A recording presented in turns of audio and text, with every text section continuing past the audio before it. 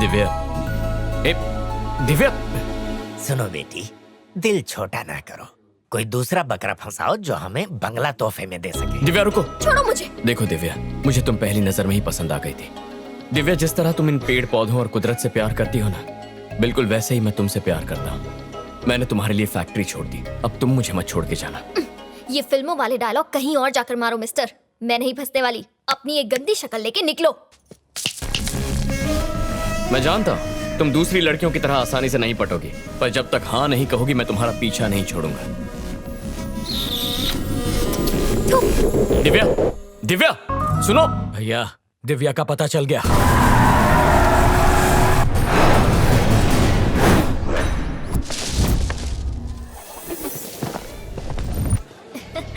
ये तुम्हारे लिए। बाय। जितने प्यार से इनसे बात करती हो, कभी मुझसे भी कर लिया करो। इमली की तरह थोड़ी खट्टी है सर, आम की तरह थोड़ी मीठी बनो ना। लगी क्या? आप रिस्क मत लीजिए। सुनो दिव्या, ये हरी भरी जवानी हरियाली पे क्यों लुटा रही हो? अरे पेड़ तो अपने आप बढ़ जाएंगे, लेकिन इससे शादी करने के बाद आपका परिवार बढ़ेगा। तो ये रिश्ता पक्का? मुझसे उलझकर अपनी फैक्ट्री तो बंद करवा चुके हो, दोबारा पंगा लिया तो ऐसी हालत करूंगी कि आईने में अपनी शक्ल भी नहीं देख पाओगे, समझे? अरे बाप रे, क्या धमकी दी है, मुझे तो डर लग रहा है। बदतमीज। अरे दिव्या, मेरी बात। सर, उसे जाने दीजिए सर, वो आपके प्यार के घास पर ट्रैक्टर चलाकर चली गई।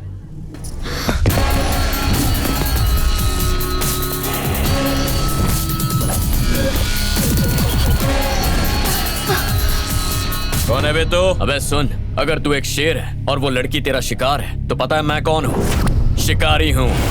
देख, उस लड़की को भूल जा। आखिरी बार कह रहा हूँ, निकल जा। सुन बे, तू जानता है हम कौन है? हमारी पहुंच नहीं जानता है क्या? मेरा घूसा खाने से पहले सब लोग यही डायलॉग बोलते हैं। जितना वक्त ये फालतू बकवास करने में जाया किया, उतने वक्त में मैं तुझे 2 बार मारता। बहुत गर्मी है ना तुझमें? अब भी तेरी हेकड़ी उतारता हूँ, देखते हैं कितनी देर टिकता है। मारो इसे। तो आ ना।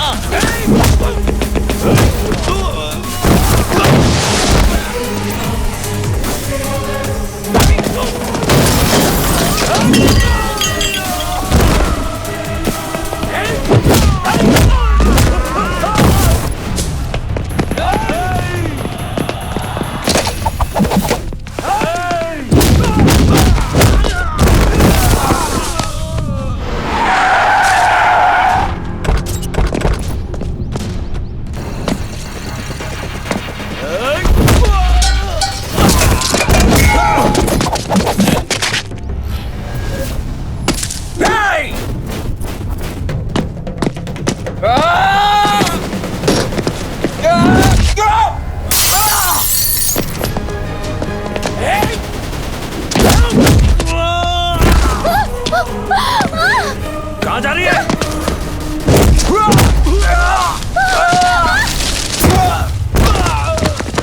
यहीं रुको। देवा का छोटा भाई यहाँ भी पहुँच गया, मार देते उसे। अभी नहीं। और वो कौन है? दिव्या का दोस्त होगा। सिर्फ दोस्त होता तो अपनी जान खतरे में नहीं डालता। वो जरूर मदद के लिए पुलिस को फोन करता। ये जरूर दिव्या पर अपनी जान लुटाता है। यही है वो लड़का जो हमारी दिव्या का जीवन साथी बनेगा।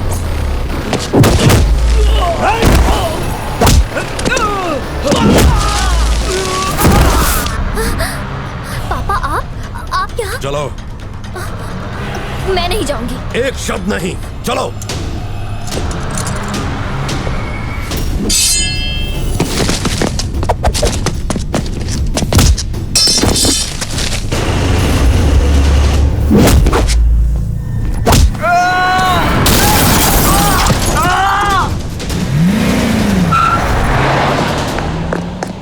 सर, ये लड़की मुझे कुछ सही नहीं लग रही है। फैक्ट्री के आड़ में कुछ और ही हो रहा है सर। मैं इंडिया फैक्ट्री के लिए नहीं आया हूँ, दिव्या के लिए आया हूँ। क्या?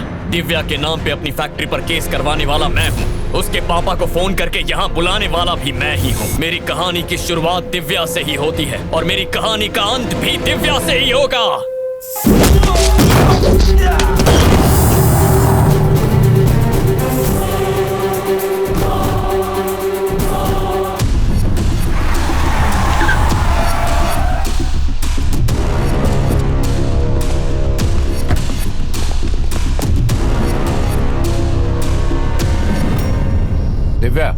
चलो आओ। चुप कर। तेरी नाक के नीचे से ये भाग गई, क्या खाक देखभाल करेगा तू इसकी? ये तू बोल रहा है? अपनी गर्भवती पत्नी को निकालने की दरिंदगी की है तूने। तुझे इसे बेटी कहने का हक नहीं है, चल जा। बस कीजिए पापा, और आप भी मामा जी, यही वजह थी मेरे भागने की। अगर दोबारा आप लोग लड़े तो इस बार मैं भागूंगी नहीं, सीधा जान दे दूंगी। तुम कैसी बातें?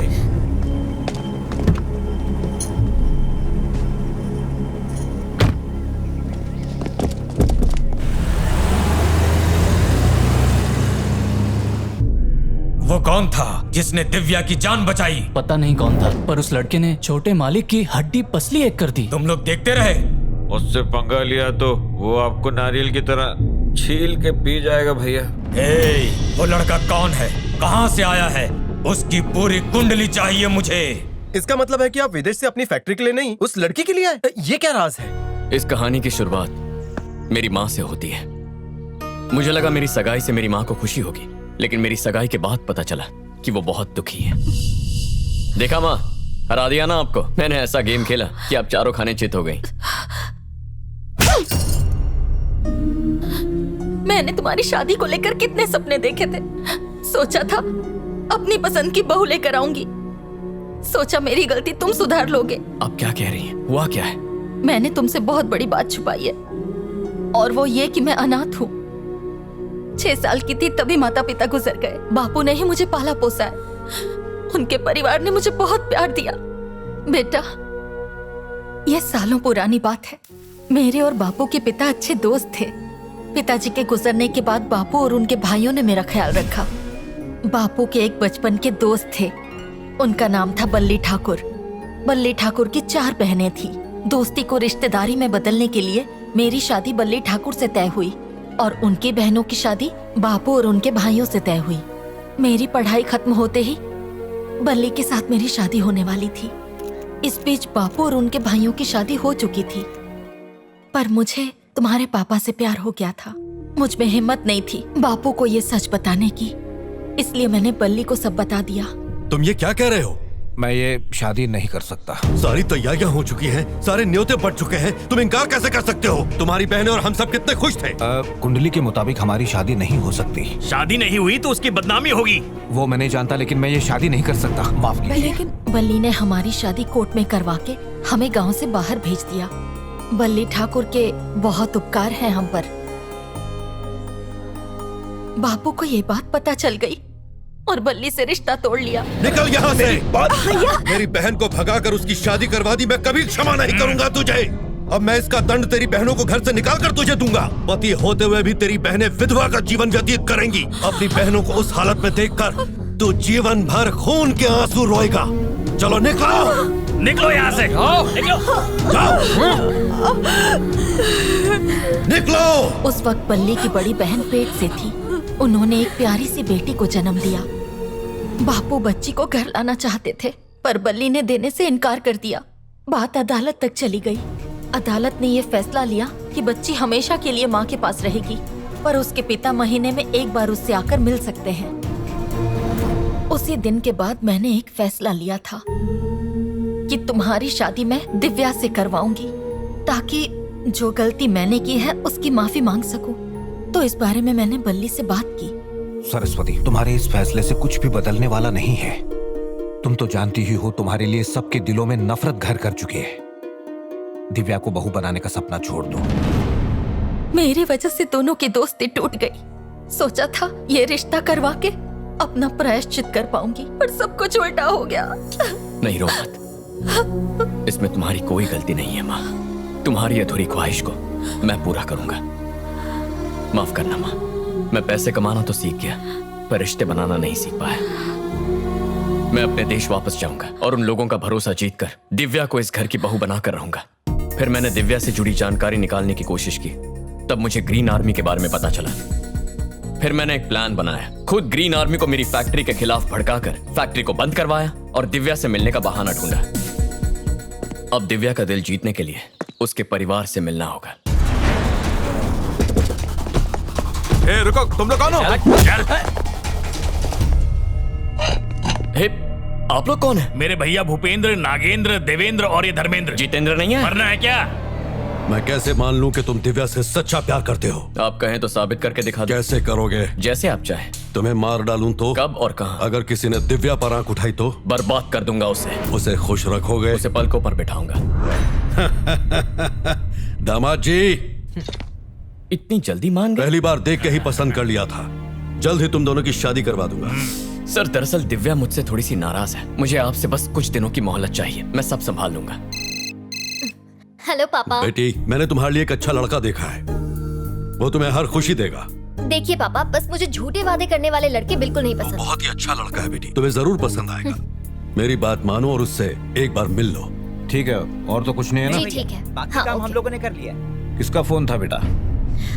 वो पापा ने मेरे लिए एक लड़का देखा है और वो कल मिलने के लिए आ रहा है। तो उसको मना कर दो, मैं तुम्हारे लिए उससे भी अच्छा लड़का मामा लाऊंगा। जी, पापा और आपके संबंध पहले ही बहुत खराब हैं। उन्हें और खराब मत कीजिए। मैं उस लड़के से मिल लूं तो ही अच्छा है।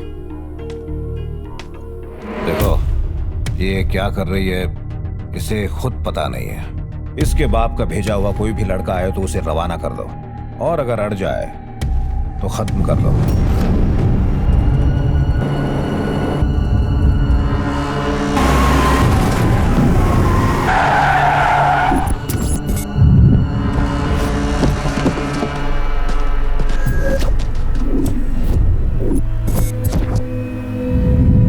लगता है लड़का इसी गाड़ी में है।